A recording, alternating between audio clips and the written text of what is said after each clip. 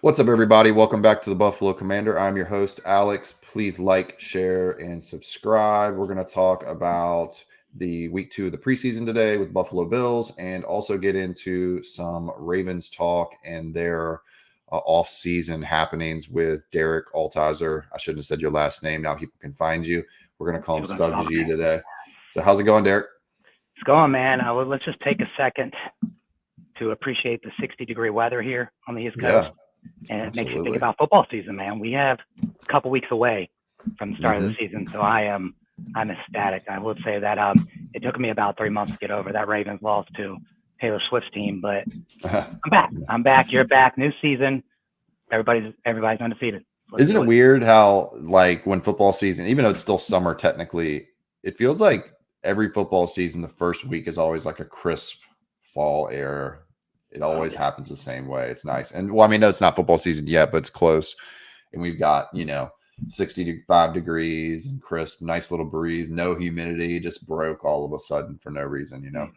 Yeah, my son, I was like, my son, he's 5, and he asked me the other day, he's like, yeah, I was upset the summer's over, and I was like, I try to act like I was upset with them, but when you're a grown adult, you don't really have Yeah. summers anymore. So you know what? I like summer when it's here for the beach and everything, but I didn't want to be too excited. But I told him, you got Yeah. fall coming up.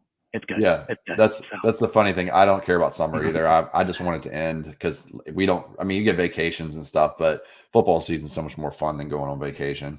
You know. no, 100%. Yeah, for us especially. So um, yeah. So I'm gonna just briefly overview week 2 for the Bills and what happened in our game, and just kind of give a quick synopsis because that may be why most people are watching anyway. So want to give mm, that first, and then we'll kind of get into your stuff. So we won 9-6, played the Steelers. We had a joint practice the day before. Offense performed very well in that joint practice. Defense, not so much. Uh, the starters were supposed to play during the game. They didn't, or I'm sorry, a lot of them did. Allen and Terrell Bernard didn't because we had the unfortunate news of Matt Milano going down with a bicep tear earlier in the week. So I think they wanted to preserve at least one of their starting linebackers, in addition to a couple other guys that didn't play. But it rained before the game, so they were concerned about field conditions. It was probably more of just a hedge of like, we don't want to. We've gone through too much this week. We don't want to risk anything. So yeah, you um, mentioned Allen might play a little bit, right? Even in that game, he's supposed which to play a you, quarter and a half. yeah. So that's So what you he, told me. That was he just a lot, but that's good that they were going to get him out there. yeah. Well, usually Allen plays like 20 snaps preseason ish.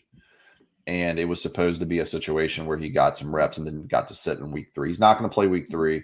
They've already clarified that. They want to preserve their health a little bit. We've had a lot of like kind of minimal injuries as it relates Right. to like soft tissue injuries, groins, hammies, stuff like that. So we're going to be in a situation where, we're nursing people back to health for the next 2.5 weeks until the season starts. And we're going to see sorry, my cat likes to talk while I'm talking. He Why the likes hell? he likes the Bills. He's Oliver likes so the Bills. obnoxious. I love him, but he's obnoxious. So the what we're dealing with now is probably 4 or 5 starters trying to nurse back to health. Mike Edwards, hamstring. He came back a little bit yesterday. He's probably going to practice a little more this week. Cole Bishop is practicing yesterday with a red non-contact jersey.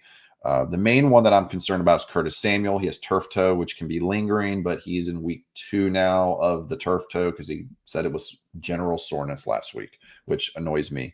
So it's about a 4-week recovery if you wanted to recover fully, maybe 6. So he might miss week 1, but he'll probably be back by week 2 if anything.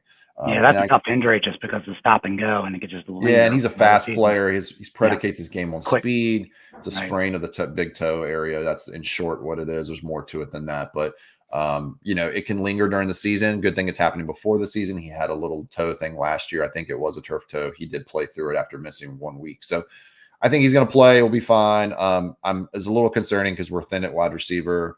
Marquez Valdez-Scantling got hurt in the game, sprained his neck. He wasn't playing very well anyway. I think he was a borderline guy to make the team. The offense the running game looked really good on Saturday, but the passing game was awful because Trubisky was just trash. And then we had DiNucci, didn't know the playbook. as a third stringer. He'd been there for 5 days, So defense looked awesome. One guy I want to talk about is Joe Andreessen. You know who he is? He's from Buffalo, played high school football there. He went to some small, I think it was a Division III school, transferred to University of Buffalo last year, was the team captain last year, led the team in tackle, should have been first team All-MAC, wasn't, and didn't even get a UDFA contract. He tried out like the dude from the Philadelphia Eagles guy in that movie, the one played by Mark Wahlberg. Yeah. I don't remember what it's called. Yeah. And remember, it's not Unbreakable, it's something else. So he tries out, gets a UDFA contract off of that tryout, and then has been performing well in the game. He was the best linebacker in the field, and he started and played the whole entire game. So he's pushed for a point where like he looks athletic, he's good sized, played middle linebacker the entire time.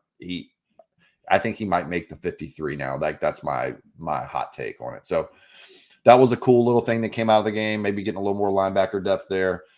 Outside of that, it was nothing crazy happened. Like I said, MVS went down. That was kind of unfortunate, and so did Trubisky. So we may be in the market for a backup quarterback here shortly.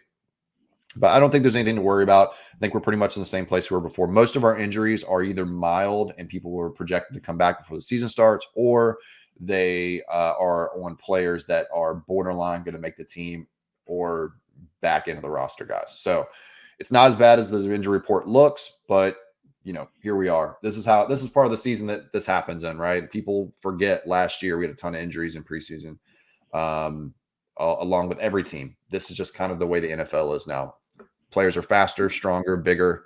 People get hit. People run, ligaments can't hold on when you're, running it, light breakneck speed sometimes. It's just a different game than it used to be. So I'll ask you about Milano real quick to go back to that. Obviously, that's a pretty big injury. I know you probably already spoke on it. Just the sideline speed that he has and how he can just track around the passing game too. Obviously, last year when it went out, that was a big loss, and he had obviously somebody step in that did his job. But Milano's just such a hard piece to replace. How are you feeling about when he's coming back? Is it like the December area? Or probably late. My projection's playoffs, but they're saying as early as late November. I don't think it's going to happen. I think it's going to be late December at earliest. It's a bicep tear. He not only has to rehab it, he's got to get some strength back in it. It is a injury that can reoccur, and it's dangerous when it does. From what I know of the injury, a guy I knew had a bicep tear, and they basically told him be careful. This happens again, we're not going to be able to repair it the same way. That's a little scary. And basically what they do is they take the tendon from the coiled up, right, from the bicep. They pull. This is what they used to do. I don't know if they still do it. They may have a better high-tech way to do it, but they usually drill a hole through the bone, pull the tendon back through. This is what I've heard. And graft it back in there or something. It's then attached to the bone that way, and it's like a screw in there and things like that. So if it breaks again, you're kind of, screwed. But the good news is we have better depth this year. I brought up Joe Andreessen. He thought he was going to be a practice squad guy. From what I saw in the game, and I think I have a pretty good eye for linebacker play, he was great in coverage. He was clicking and closing and going to the ball like a heat-seeking missile. He was hitting people. He was shedding blocks. He looked really good. One of the things you can do in preseason in analyzing players, it's really hard to analyze blockers and things like that because of all the assignments you have to prep for. If a team runs a lot of stunts and things like that at you and you're not prepared for it because you haven't watched tape, that's a problem. But when you're playing linebacker, you're just kind of playing. Right. You can analyze that pretty good. And the cornerback position as well, I think is something that you can do at secondary players, things like that. So from what I saw, I personally think he's a lock to make the team. Dorian Williams was drafted last year as well this is year 2, and he was deemed to be the Matt Milano replacement in a couple of years. So we're just starting that a little early and putting him on the job. And he's looked pretty good in preseason. So I think that we're much better equipped this year than we were last year to manage and kind of right the ship and weather the storm until we get there, Right. As long as That we get makes back by sense. the playoffs anyway, we'll be fine, you know? Yeah, bend don't break. Next Yeah, man up. You know how exactly. that is, especially like you said nowadays with the way pretty much every position is a hybrid position. I mean, you have linebacker, you have safeties playing linebacker. Yeah, So it's like, I mean, that's just the way it is. So hopefully you have the yeah, depth. That's the teams that do well late in the year is the ones with the depth. So exactly. So what are your thoughts on the Ravens to this point? yeah, And how do you feel like I haven't heard a lot of injuries or anything like that. It seems like Derrick Henry's as advertised. This is what the things I've heard. yeah. I do have some questions about a couple position groups, but just give me your take on what you think where they're at right now. Yeah. So finally, I've gotten over the loss to the Chiefs, like I mentioned earlier. We won't talk about my wife wearing a Taylor Swift shirt in the AFC That's Championship, but blasphemous, dude. that I'd is divorce her she for took it off that. at halftime. She You took it tell off her at that. halftime because I was fine with it first because she loves Taylor Swift. She didn't really care about us Kansas City, but then at halftime she took it off. So Yeah. I did hide it somewhere. So we will never see that again. Mhm. So got over that. Like I said, we had our preseason started just like you guys 2 weeks ago. Drafted decently well. No really big injuries, like you said. If we want to start with the injuries, knock on wood, Ravens have been known as injury kings the last couple of years. So I think John's been really putting more kid gloves on. I mean, even preseason, the first preseason game. I mean, we didn't play hardly any starters. Usually, Yeah. all of them at least play a quarter. Too. I know there's only 3 games this year, so that does change a lot of things. But Yeah. yeah, this year we really just we were putting the kid gloves on like last year. I mean, we had I think last 2 years we had 10 players that were hurt before the season even started, and Right. 5 or 6 starters. That's just not good. So this time, knock on wood, there's a couple small injuries. Lennon Ball, our starting center, our first round draft pick from 2 years ago, is one of the better centers in the league. He's been out with a nagging injury, but it's week to week. I think we're doing precaution for that. Yeah. Preseason games, Wiggins, our number 1 draft pick, super fast, one of the top corners in the league for coming out of college. He looked good in So, one of the preseason games from what I looked saw. great. So the first game, I think they threw him 3 or 4 times in the first quarter. He played that quarter and a half, and he stopped 3 of the 4 of them, and one Mhm. went out of bounds. So he's a good coverage corner. He's just not, he's skinny. So Yeah. he's putting on some weight, putting on about 10, 15 pounds. He'll probably have to put on a little bit more. You don't want to put on too much because he's fast. So you kind of Mhm. get like Lamar doing losing weight this year. How much weight is good where you have that balance. I You mean, if still have he's the put on quickness, 10, pretty strong. 15 since April, That's, that's yeah, 8 to 10 fast. right now. So they said they want to put on about Yeah. 5 more. Yeah. So I got to think about college and pro. He's not going to be able to You do it know, during the season, though. There's too much no, running going on. he'll cut off a lot of it too. So, but Yeah. he did get hurt in that game. Luckily, it Mhm. wasn't a big deal because it was only 2 days. No one knew because of shoulder. He went on Yeah. halftime. I was like, oh, great, here we go. So Yeah. corners like to do that, even though he's like a third, fourth corner, really deep.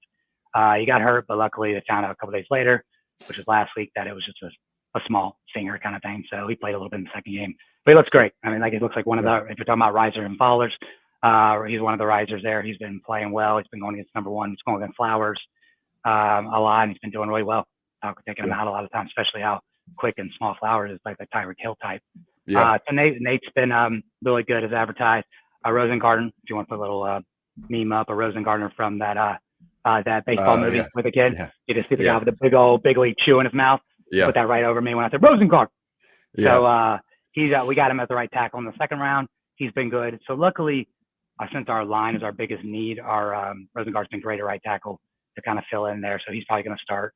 I would say biggest needs, pros, cons, even in the second preseason, because preseason, we won 13-12. Nothing crazy. Offense, running did not look good. Again, Yeah. second, third string, a lot of third stringers for us. Running didn't look good. Offensive line's been the biggest iffy of all preseason. So that's something we look for when it starts. But like I said, we didn't have the starters. We did lose 3 offensive linemen, so that's the biggest worry going into it. If we're just looking at the offensive line and the offense right now, Yeah. we just have a lot of people to replace. Like we have Andrew Porteous, that's going to Mhm. be left guard, which was hurt all last year. We drafted him 2 years ago from USC. We got him in Yeah. the 7th round. We drafted back up to get him. He's supposed to be a second, third round pick. The guard, he won the guard award. I can't remember what the guard was, the Thorpe Award Yeah. in college the year before for best guard. The reason he fell because he tore his ACL. Right. Tore his ACL. We drafted him in the 7th just to take a risk. The second, third round guard, supposed to be a really good guard. We knew he was going to sit out last year, and it's worked out. He came back this year strong. He's going to start because we already lost the guard. We lost 3 linemen, starting linemen. So he's going to be there. Our center's good. Our right side's scary. Like you said, you're talking about your pros and cons. Rosengard is going to be a right tackle, which he should be good. Still a rookie, though. Our right guard, me or you could be the right guard right now. Maybe if you want to put up the weight, Alex, we'll get you on there. We had Zeitler from the Giants, came to us the last 3 years. Always was, now Pro Bowl level. Great. He's getting older. I think that's why we let him go this year. I can't remember what he signed with, but I don't know why we let him go because we just didn't really have a right guard. Ben Cleveland's playing there a little bit now. They call him Big Country. I think I talked about him like 2 years ago. We were excited. He's one of those hype guys, really big country guy. I think he eats squirrels on the side, which is, I guess, cool. But they talked about that a lot. He's just as slow off his feet. They really wanted him to play, but this is his third year and he just hasn't done it. So we've been switching a lot of the right guard. We're looking at Falele, which is almost a tackle. But he's big and he's good as a tackle, but we don't need him as a tackle now, which is good to have. So he's there. So that right guard's tough. Lamar's going to spin off to the left a lot. We're going to run to the left side a lot because Stanley, comeback player of the year, if we're going to go into that, and we're still on the offense. Stanley's looking great again. He's been got that big contract 2.5, 3 years ago. His top 3 money. He was all pro those first 2 years. 2 years ago, messed up his knee. I think he ACL, MCL was awful. Just fell back on it. Didn't play the rest of the year. Last year came back, still was in and out. I mean, we were rotating. You don't rotate left tackles in the playoffs. We were rotating him in the playoffs. And we were thinking about dropping him, but I think the cap was like 16 million. You can't so one more year will be good. We can't, and he's going to rework his contract. But there's, based on what they're saying by the beat writers, is he looks like the old Stanley. Knock on wood, last year that injury just almost took 2 years. So now we're in the third year of that massive deal. So we're hoping he can stay healthy. That's the biggest thing on the left side. And then other than that, I mean, the biggest needs on the offense are really, like I said, the guard, right side, and it's 3 new people. Like I said, that's the thing. You got to build in the trenches. We have depth, but that would be my biggest need from the offensive side, is the O-line. Yeah, the right guard position is one of the easiest ones to translate to. We're filling in. Yeah, should be filling. If you have a place that you want to fill in, that you're not going to get hurt as badly, it's going to be right guard. Left guard is more of usually a more fleet of foot guard. It's a more valuable position. Left tackle as well, especially with right-handed quarterbacks. Right guard, right tackle is important because you've got to protect the edges, but right guards can be kind of covered up at times, especially if you have a good center and a good solid right guard. So if Rosengardner plays well, you might be able to mitigate some of that problem. Yeah, and the thing is, like they were talking about him being a right tackle, and I mean, he played as a right tackle in college. He was a left tackle first and right. And do you know why he was a right tackle? I think I told you that before, why he was on the right side instead of left. Because Penix is left-handed. Yep. Yeah. We talked about it before. So Penix was left, so technically he's a left tackle. He can play both, but obviously we only need a right tackle, and that's his better position. Yeah. But he played pretty much on the right side because Penix is left-handed. Yeah. So really, that's why he was playing on the strong side. So I wouldn't switch him either. We're not. Once he's the movement skills, having to mirror all your movements from this to this is not that easy when you're doing like kick slides and stuff. It's you can do it, but it's not something that's easily, like for Deion Dawkins is really good left tackle, but when we had him at right tackle in his first year, just playing around with him because we weren't sure what he would be. He was much worse on the right side. It just functionally didn't feel comfortable moving that way. So it's just body movement skills. But as long as he's a good enough athlete to play left tackle, but playing right tackle, that's a win-win for you, especially in the pass blocking side. What do you think about your how are the receivers looking? Because that's one of the questions I would have. You lost Beckham. You still have Flowers, and you have Bateman, who's notoriously hurt. So Bateman. Batman. So is he? Are they looking good? What are you thinking? And if Zay plays in the slot, who plays the third receiver role? Yeah. So I had cried myself to sleep last year for some of our receivers, but this year, like I said, it's preseason. It's obviously, knock on wood, you can only see so much. I will say preseason doesn't mean anything for receivers, really, in my opinion. If we want to talk about gems of the summer, Bateman's probably 1 or 2. He's been out there. What happened is every year the last 2 years since we got him in the first round 3 years ago, this will be his third year. We got him route runner. He's kind of compared to, I don't want to say Diggs on this call, but just Diggs for a second. Yeah, he runs routes like Diggs. He's a good route runner. Keenan Allen Diggs type. He runs really good routes. Yeah, decently speed, and 6'4" is not bad. But not slow. He's just a really good route runner. However, the last 2 years, his rookie year as a rookie, Both years he was hurt in preseason, not a lot, but nagging injuries. Him and Lamar was sitting out that first year, as you know, first contract. So he came back late. Bateman was out when Lamar came back. Last year, Lamar was out early in the year, first contract. Bateman was hurt later in the year. So they haven't really had a lot of practice time the last 2 years. They had no practice. I mean, most of the times they kind of saw each other right before they started the game. This year, it's been all year, look like for once. So Lamar and Bateman were playing together. I mean, last year, if you look in the plays, if I could pull up some videos, it would show Bateman being wide open and Lamar just doesn't see him. They don't have the trust factor because they just didn't play together well. It's because Lamar's a running back. Yeah. Yeah, that is MVP running backs, man. They'll get you. But yeah, no. So he's been great in there. He's been running good routes. He's actually played all of summer, which is great together because they haven't had that. It's almost like a full rookie year, which is crazy because he's just been hurt so much. Or Lamar held out for his contract last year. But Bateman's been the best. And there's Dave's doing his thing. Andrew's doing his thing. Those are people you don't really need to talk about because they're doing as well as they should. That's when they say they bring them up to be riders on the practice I've been watching. They're doing what they need to do. I would say don't be surprised to see 2 tight end sets more. We got away from it. We did it well that year in 2019 when we were the 1 seed again, even though we lost first game. Tennessee, we did a lot of 2 tight end sets, but Likely being Isaiah Likely is that hybrid. He's like kind of that freak middle. He's not like Andrew's technical tight end. He's the new age tight end. I mean, Likely's just that super fast, could play on the outside, but he plays tight end. Yeah, I think he ran. I was going to say you brought up the 2 tight end thing. I was looking at somebody brought up something on Twitter yesterday about 21 personnel being 2 running backs and 1 tight end. They met 12, so I was like, kind of got into a conversation. I hope it's 21. 21. That means more play. Yeah, 2. Yeah, I was like, all right, well, you mean 12 personnel because that's what 2 tight ends said. Right. I was like, and he was talking about the Bills running more of it, which we ran at like 8% clip last year, which isn't much. And I was like, who ran it the most? It was the Ravens.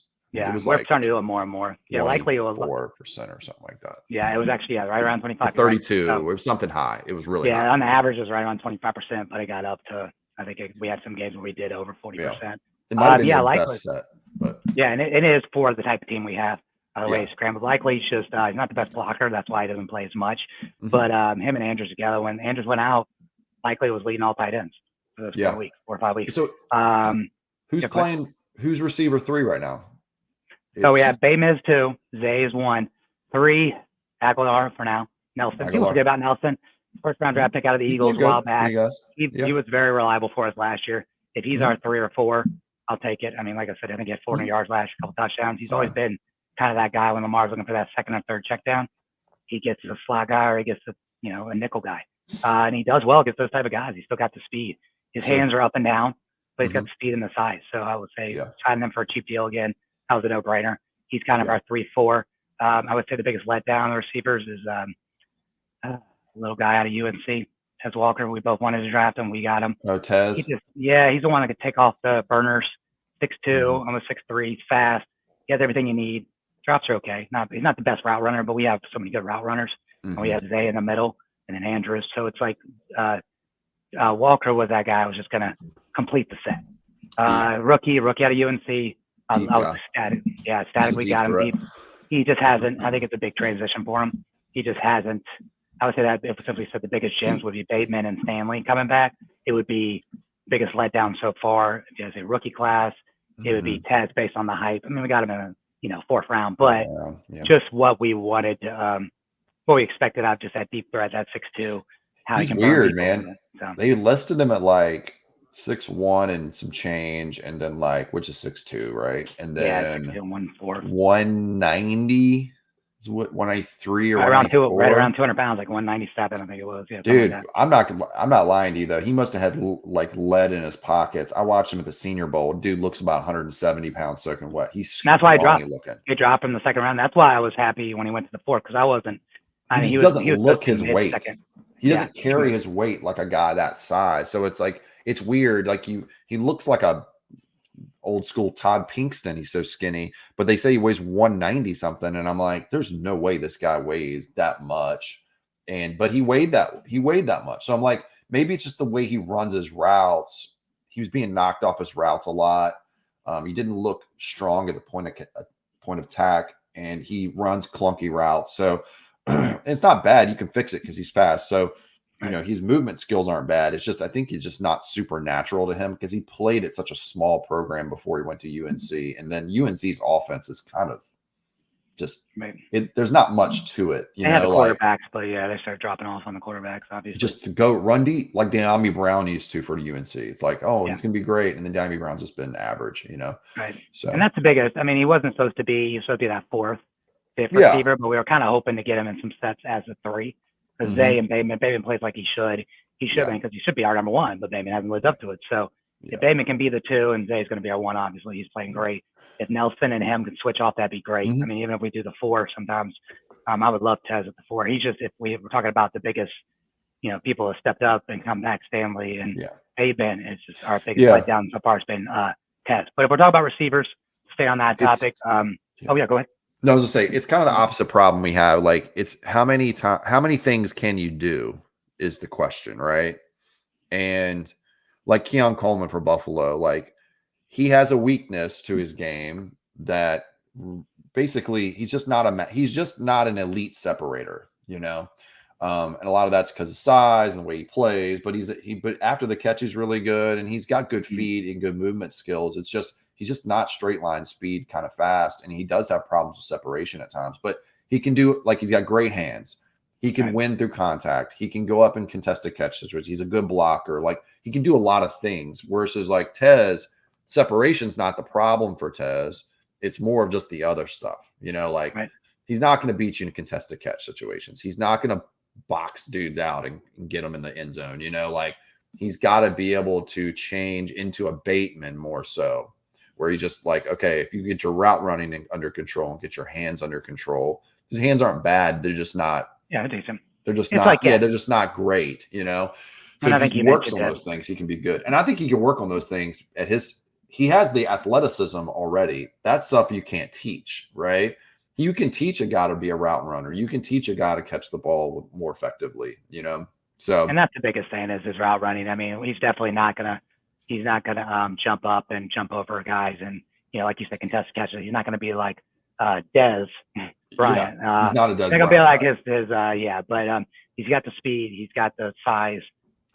If he works on the route running a little bit, he'll be great. He just hasn't got up there yet, but he's a rookie. Some people take longer. He's a 4th-round pick.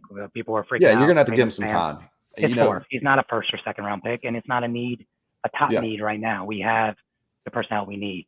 So that would be on the offense side. I mean, like to recap that, it would be really like our receivers doing fine. Our top 3, I think, are good. Our tight ends are the best. I think we'll have 2 of the better tight ends in the league, like we usually do, especially if Likely plays more, because Likely's been great.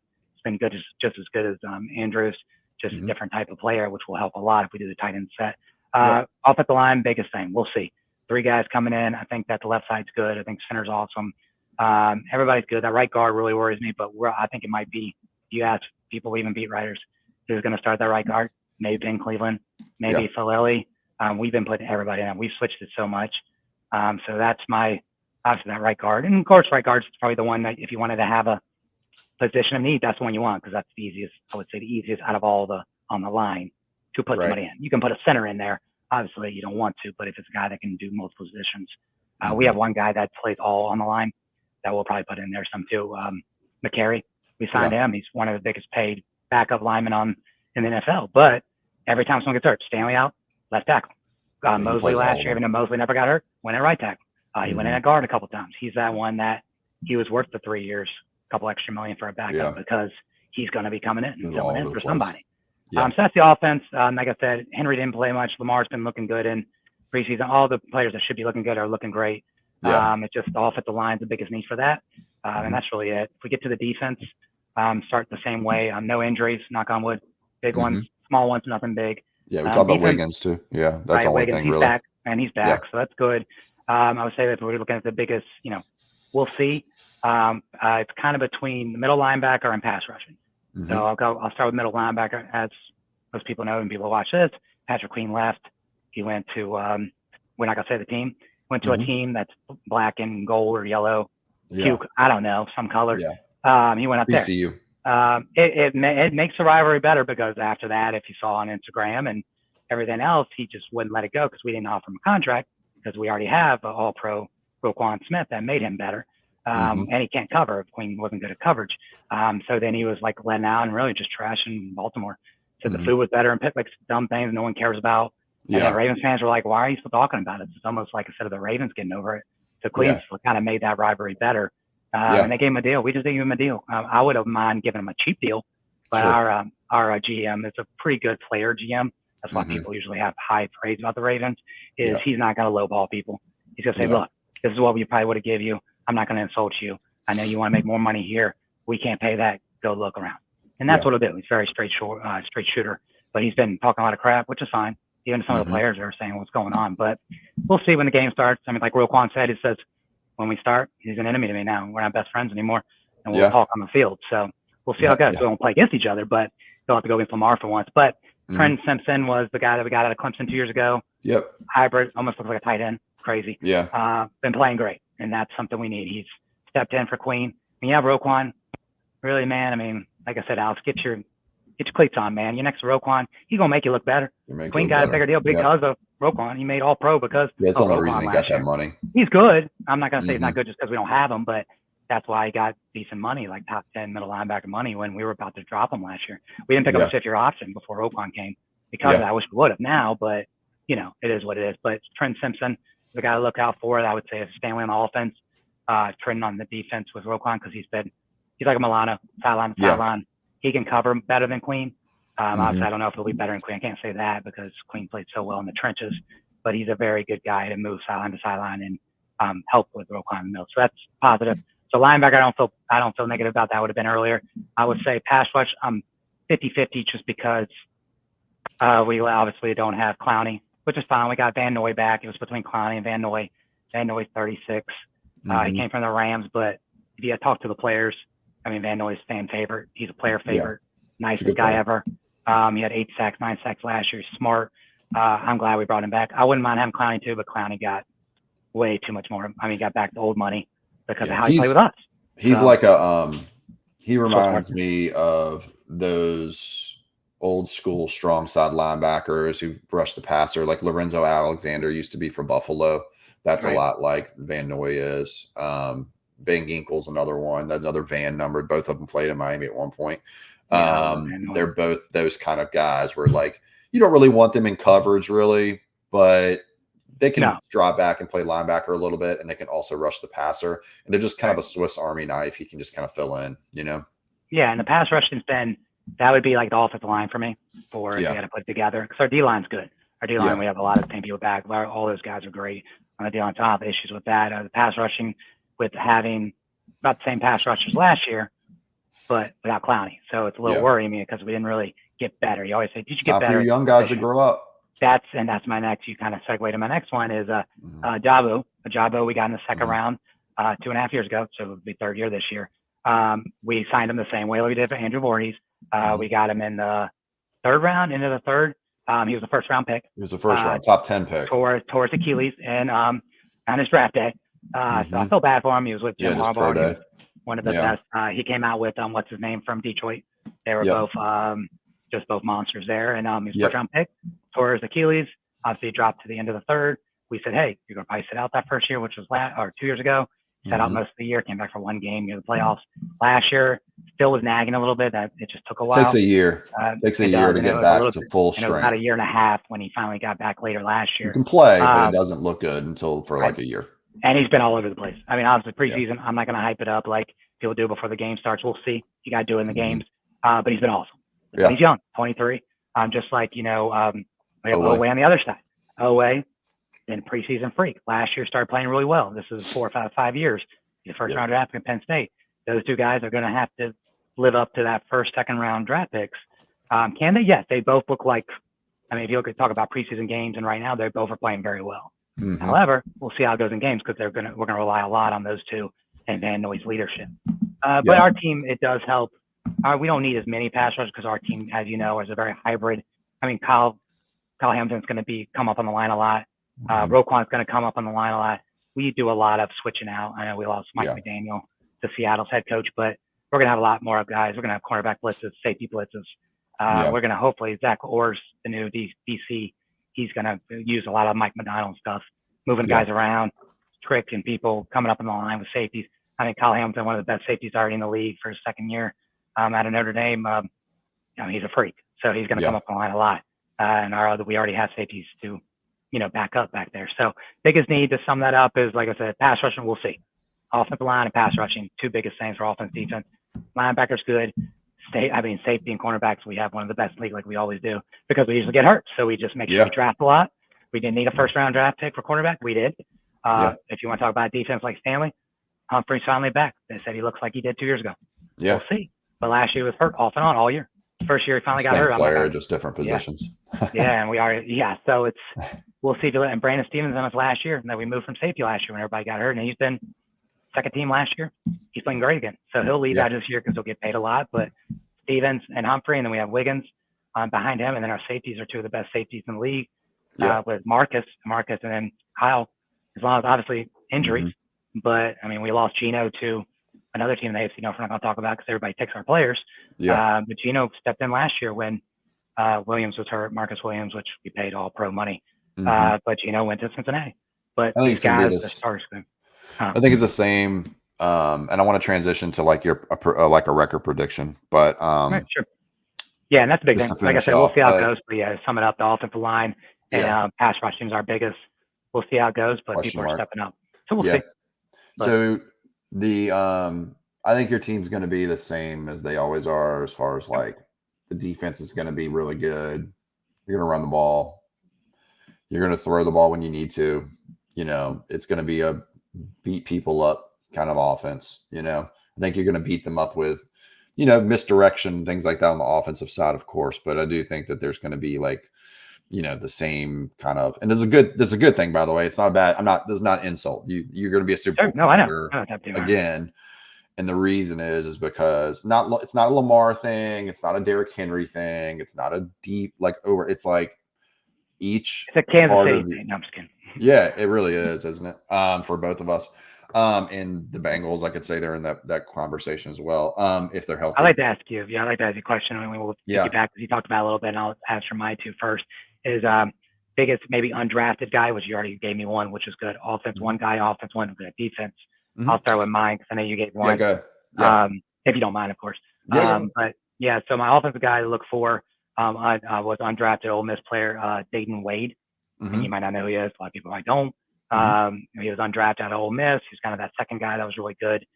He's been great in preseason. He's been playing a lot. So he's kind of trying to make that team. And if he does, I think I sent you that, if I can pull it up, or you pull it up and add it to when you clip it.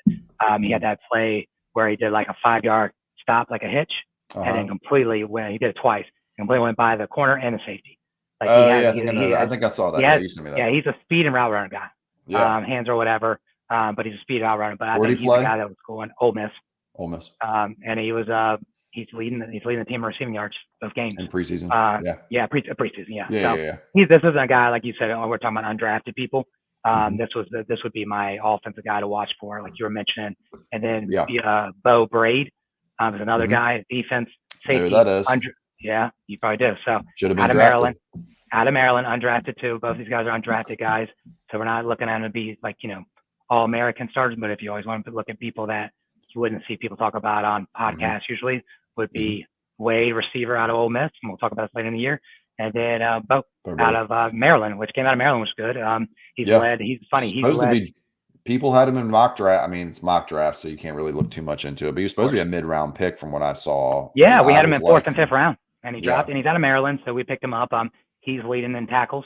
They had 9 in the Atlanta game. That's good. And then Ward is a leading in receiving receiver. Yeah. And of course, obviously with Wade and Bo, they're both trying to make the team, but they're both making a case to take that spot of somebody that thinks they're going to make the team that is hurt or not taking their job. So those are my two. So with us, Joe Andreessen's the easy one, the linebacker out of Buffalo, University of Buffalo. He's just been all over the place. I don't think there's any other choice really other than him on defense. Off the top of my head, there's nobody else who stepped up in a way where I could go, man, this guy has just been, pushing him at all for a roster spot. Like he might actually make the roster. I think he will. One of the 6 linebackers we keep. And then on offense, There really isn't a undrafted free agent that we got this year, but last year's UDFA class produced Tyrell Shavers, who's a wide receiver out of San Diego State University. He was actually high level recruit, a 5-star recruit, went to Alabama first and was stuck behind like it wasn't Jerry Judy, whatever the class after. No, it was like Jerry Judy was a senior or junior, and so was Ruggs and Devontae Smith and all these guys. So he was way down the depth chart. So he transferred schools. I think he went to community, like a community college school at first, like a junior college football, but then he went to San Diego State. But I think that was his trajectory. And then he was pretty average at San Diego State, but San Diego State's not a program that really produces high results in offense. So he came out as a UDFA. He's about 6'4", 212, big, tall guy, good movement skills. He is probably a lock to make the roster after these injuries. He was outplaying Marquez Valdez-Scantling by a good margin before MVS even got hurt. So I had him as my wide receiver 5 before MVS went down. Now he's definitely wide receiver 5 for me because I think MVS is going to be IR'd before the season as a designated callback if necessary. So he's my guy. He hasn't done a lot in preseason. He's more done stuff in training camp, which I kind of value a little bit more. It just feels like I think you're getting more of a sample size. You know what I mean? Consistency too. Like doing it day in, day out. Preseason, it's so hard because your opportunities are limited on offense. If you don't get a target and the quarterback sucks, then you don't have an opportunity to show what you got, unless people are watching blocking or whatever. So it's really hard to evaluate wide receivers in the preseason, but it's much easier to do in training camp. And he's played very well in training camp. And like I said, sure hands, good route runner for his size, good special teams player. That's important at wide receiver 5 and 6. And make that team. He's a gunner. He's willing to do everything. He's got the best attitude. The team, even before preseason and training camp started, the team was talking about, they're like, yeah, like, how do you feel about your receiver? He's like, well, guys, like, he was talking about Tyrell Shavers before guys like Justin Shorter, who we actually drafted 2 years ago. So he's obviously made an impression with the team. I think they like to make examples of guys on the back end of the roster to show like, hey, if you work hard, you can make this team, because the difference between the guy who makes it and doesn't is probably a small margin between their athleticism level and what they do on the field. So it's like, why not give the guy with the heart the wide receiver 6 spot instead of the guy who got drafted 2 years ago who hasn't been able to sniff the roster, who sucks, Yeah, especially if they can play any position. I mean, special teams, That's how some guys make their living. They got to get on somehow. So if you can do that and kind of jack of all trades, that helps. Yep. Well, I'm going to cut the video because we got some things to do. It's a work day. Oh, what? Work today? What? However, this was our lunch. This was our lunch break, to be clear. It was a lunch. It was a lunch break. I didn't eat. I ate lunch while I worked, and then I did this during my lunch break. So if anybody asks, my boss called me in their office real quick. Yeah. So we'll do another video next week. Maybe a season preview. Maybe 2 weeks. I might do a Virginia Tech preview show for the game. Oh, let's go Hokies. We're both Hokies fans, and that'd be cool to do. Also, there's a fantasy draft Sunday that we're doing. I thought about maybe jumping on Kevin's in it too. So I don't know if you wanted to I know we can't put like 12 people in this thing. We have a limit of 6, but maybe the 3 of us, if you're available on Sunday, we can maybe jump on and talk about our picks while we do it, kind of thing. Maybe something cool to do. I don't know, but we'll see what's up. But all right. Well, thanks for coming on, dude. And please like, share, subscribe, and I'll see everybody next time. I like your new house. Your new house. It's nice, man. You've been making some money over there. I appreciate it. Invite me. Looks awesome. Hang out. All right, guys.